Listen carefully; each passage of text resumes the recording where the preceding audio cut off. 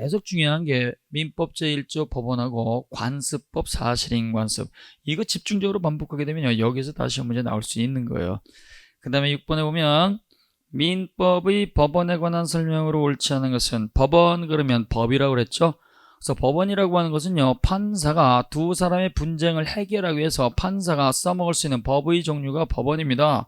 민법 제1조는 법률관습법 조례를 규정하고 있죠. 따라서 옳지 않은 것은 1번 조약. 동그라미 넣으시고, 이 조약이라고 하는 것은요, 나라와 나라가 약속을 하는 거예요. 그래서 그 나라하고 우리나라가 당사국이 돼가지고 체결한 조약이라고 하는 게 있는데, 이 조약은요, 국회의 비준 동의라고 하는 절차를 거치게 되면 국내법과 동일한 효력을 갖습니다. 그래서 이 비준이라는 얘기는요, 준비 과정을 말하는 거예요. 준비 과정. 그래서 국회의 비준 동의를 얻게 되면 국내법과 동일한 효력을 갖기 때문에 당연히 민사에 관한 조약은 민법의 법원이 될 수가 있다라는 거죠. 그래서 우리가 민법 제1조에서 말하는 법률은 형식적 의미의 법률, 좁은 의미의 법률만이 아니고 국회 재정법 말고도 명령, 규칙, 조약, 조례까지 전부 다 포함될 수 있습니다. 그래서 민법의 법원이 될 수 있다. 1번 틀렸고, 그 다음 2번 이 관습법의 존재 확인, 그 다음에 관습법의 적용, 법원성 인정 여부,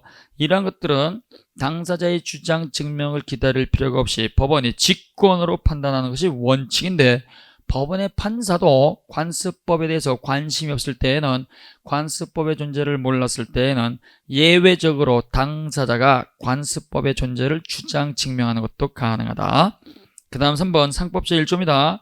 상법 제1조는 뭐라고 되느냐, 상사에 관해서 성문상법을 적용하고, 상법이 없으면 상관습법에 의하고, 상관습이 없으면 민법에 의한다, 이렇게 적용해놨죠. 그래서 상법 제1조, 이것도 민법 제1조와 관련해가지고 시험 문제 잘 나온 지문입니다. 상법 1조는요, 상사에 관해서, 상사는 상인들의 분쟁이죠.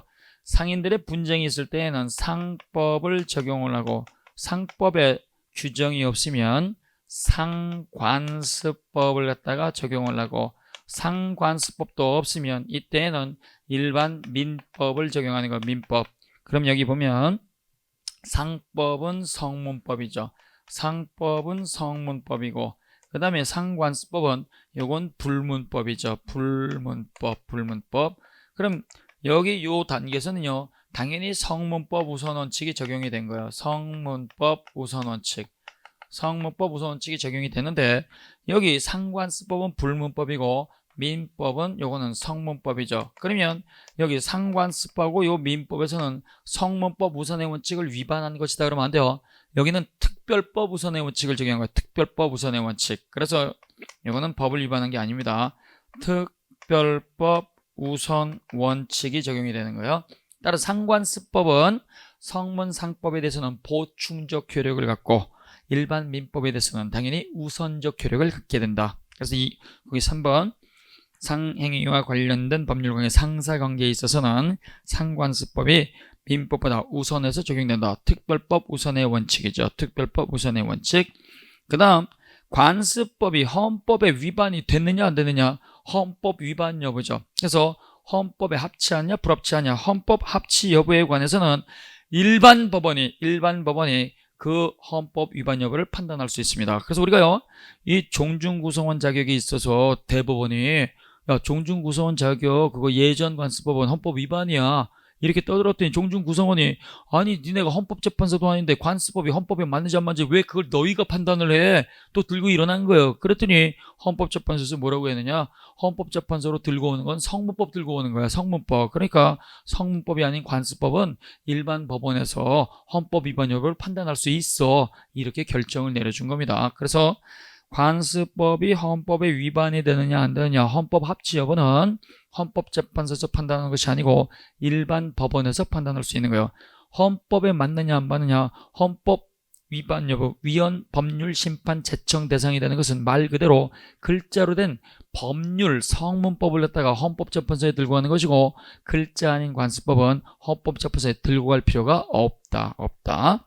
그 다음 5번 관습이 관습법으로 되기 위해서는 요건 갖춰야죠. 그래서 사실인 관습은 법적 확신을 갖지 못했으니까 관습법이 아니고 사실인 관습에 불과한 것이고, 이러한 사실인 관습이 관습법이 되기 위해서는 뭘 가져야 된다? 법적 확신. 따라서 관습은 법적 확신을 갖지 못하면 관습법이 아니고 법적 확신을 가지고 있을 때 법규범으로 승인이 되는 겁니다.